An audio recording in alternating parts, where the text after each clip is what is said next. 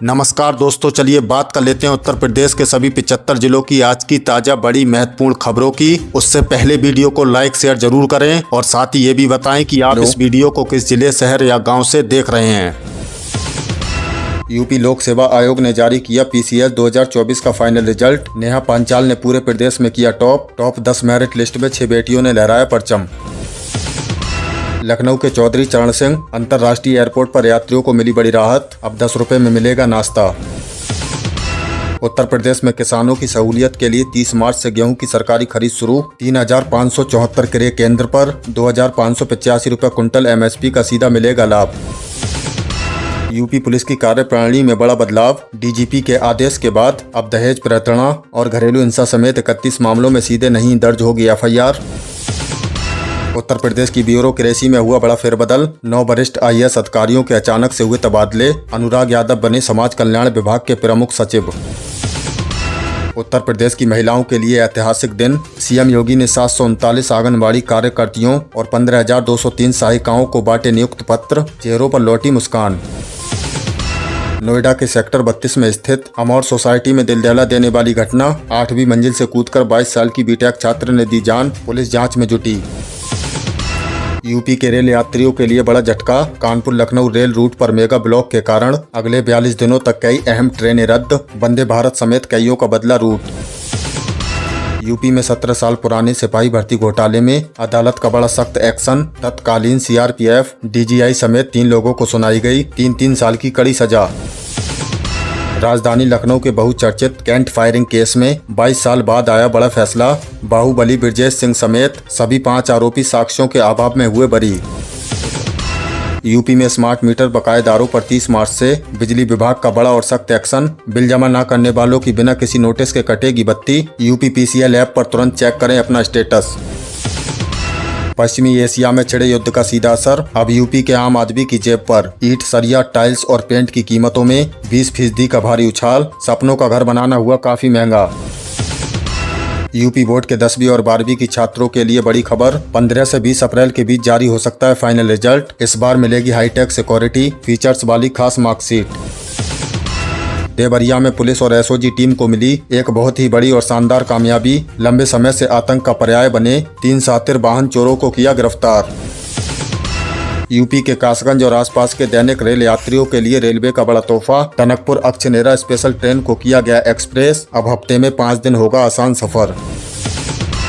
हरदोई में दर्दनाक हादसा। कार की टक्कर से जीजा साले समेत 3 की मौत। यहाँ तेज रफ्तार कहर ने 3 हंसती खेलती जिंदगियां छीन ली हैं। एक बेकाबू कार ने बाइक सवार 3 लोगों को जोरदार टक्कर मारी कि मौके पर ही जीजा साले समेत तीनों की दर्दनाक मौत हो गई। पुलिस के मुताबिक ये हादसा और भी भयानक इसलिए हो गया क्योंकि बाइक पर सवार किसी भी शख्स ने हेलमेट नहीं पहना था। ये घटना हम सभी के लिए एक बड़ी चेतावनी है कि सड़क पर चलते समय यातायात नियमों का पालन करें और हेलमेट का इस्तेमाल कितना जरूरी है। पुलिस ने शवों को पोस्टमार्टम के लिए भेज दिया है और फरार चालक की तलाश की जा रही है। मऊ में बड़ा हादसा। पेड़ से टकराई दर्शनार्थियों से भरी बस, कई श्रद्धालु घायल। मऊ जिले से एक बड़े सड़क हादसे की खबर सामने आई है। यहाँ दर्शनार्थियों से भरी एक तेज रफ्तार बस अचानक बेकाबू होकर किनारे एक विशाल पेड़ से जा टकराई। बताया जा रहा है कि बस में कई श्रद्धालु सवार थे जो तीर्थ यात्रा पर निकले थे। टक्कर इतनी जोरदार थी कि बस का अगला हिस्सा पूरी तरह से क्षतिग्रस्त हो गया और मौके पर चीख पुकार मच गई। गनीमत रही कि इस हादसे में अभी तक किसी जनहानि की कोई खबर नहीं है, लेकिन श्रद्धालु गंभीर रूप से घायल हुए हैं। स्थानीय लोगों और पुलिस की मदद से सभी घायलों को तुरंत नजदीकी अस्पताल में भर्ती कराया गया है, जहां इनका इलाज चल रहा है। ईरान इजराइल युद्ध का यूपी पर असर। प्रदेश के उद्योगों को हो रहा है भारी नुकसान। अब रुख करते हैं कारोबार और अर्थव्यवस्था की ओर। हजारों किलोमीटर दूर चल रहे ईरान और इजराइल युद्ध का असर अब उत्तर प्रदेश के उद्योगों पर भी बुरी तरह पड़ने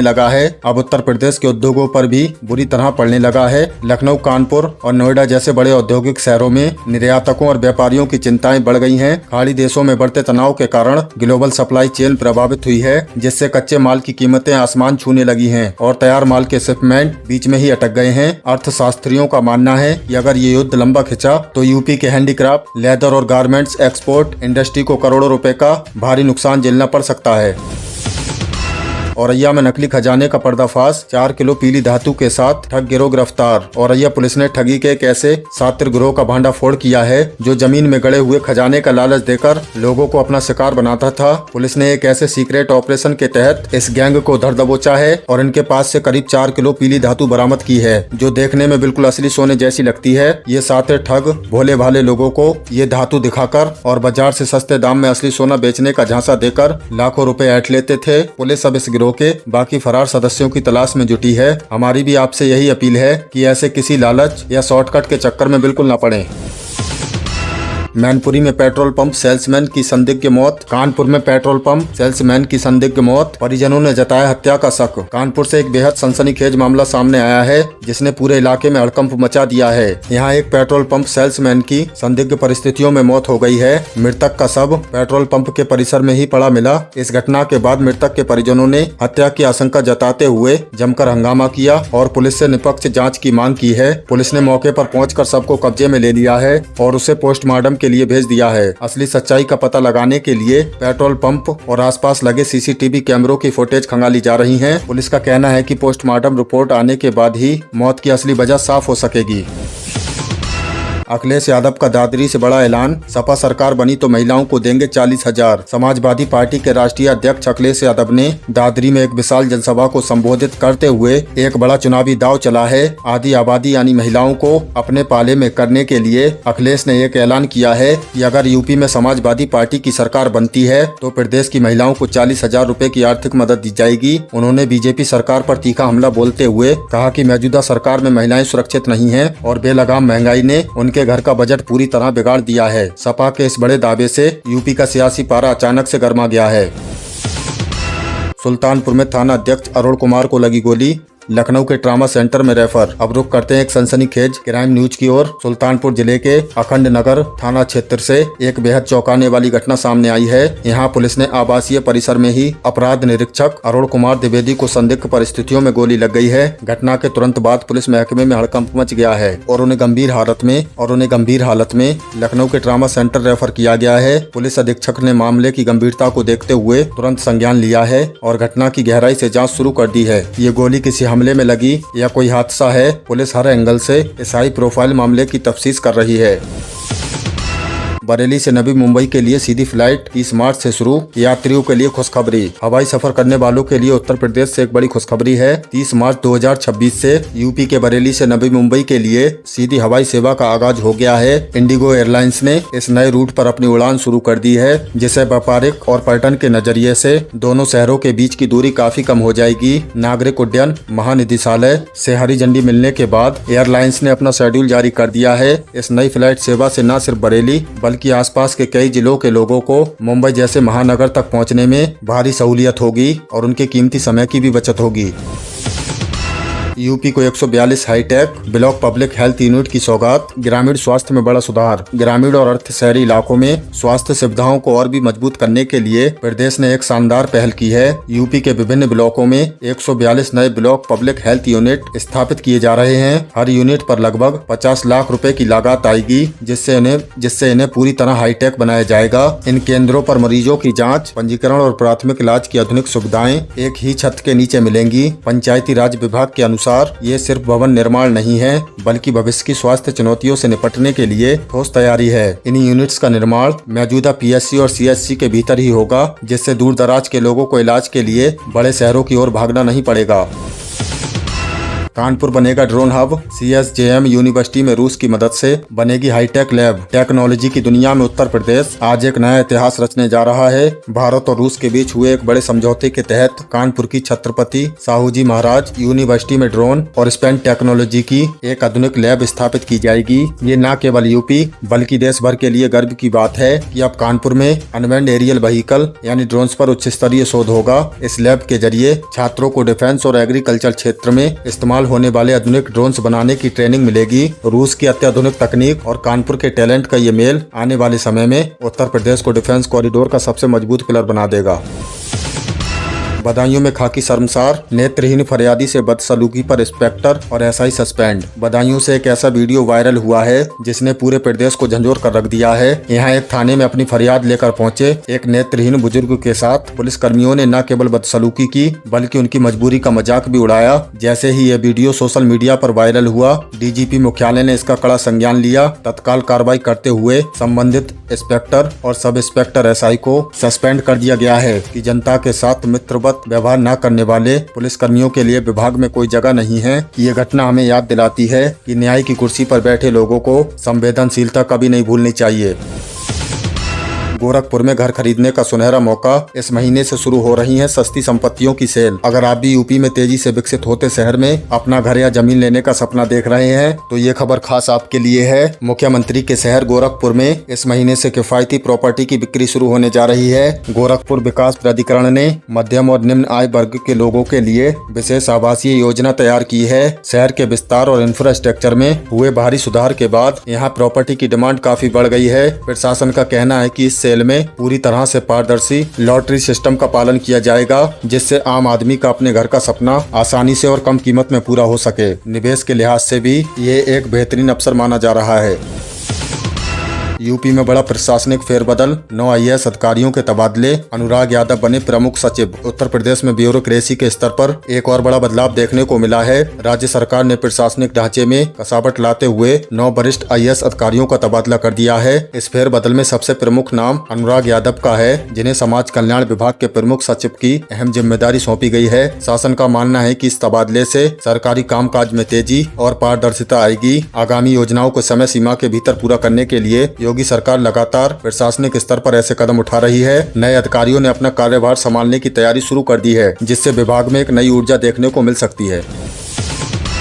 यूपी बोर्ड परीक्षा 2026 के रिजल्ट का काउंटडाउन शुरू। जानिए कब तक आएगा 10वीं और 12वीं का परिणाम और कैसे करें चेक। उत्तर प्रदेश के लाखों छात्र छात्राओं और उनके अभिभावकों के लिए यूपी बोर्ड 2026 के रिजल्ट का काउंटडाउन अब आधिकारिक तौर पर शुरू हो चुका है। जैसा कि आप जानते हैं, उत्तर प्रदेश माध्यमिक शिक्षा परिषद ने वर्ष 10वीं और 12वीं की बोर्ड परीक्षाएं 18 मार्च 2026 से लेकर 12 मार्च 2026 के बीच सफलता पूर्वक सम्पन्न करा ली है। अब पूरे प्रदेश में कॉपियों का मूल्यांकन का कार्य अत्यंत तेज गति से चल रहा है। शिक्षा विभाग के सूत्रों के अनुसार सरकार ने कॉपियों की चेकिंग के लिए प्रदेश भर में सैकड़ों मूल्यांकन केंद्र बनाए हैं और शिक्षकों को सख्त निर्देश दिए गए हैं कि इस प्रक्रिया को पूरी पारदर्शिता के साथ जल्द से जल्द पूरा किया जाए। अनुमान लगाया जा रहा है कि अप्रैल के अंतिम सप्ताह या मई 2026 के पहले सप्ताह तक परिणाम घोषित कर दिए जाएंगे। जो छात्र अपने परिणामों का बेसब्री से इंतजार कर रहे हैं, वे अपना रोल नंबर और एडमिट कार्ड सुरक्षित रखें। रिजल्ट जारी होने से पहले इसे यूपी एमएसपी की आधिकारिक वेबसाइट पर लाइव किया जाएगा।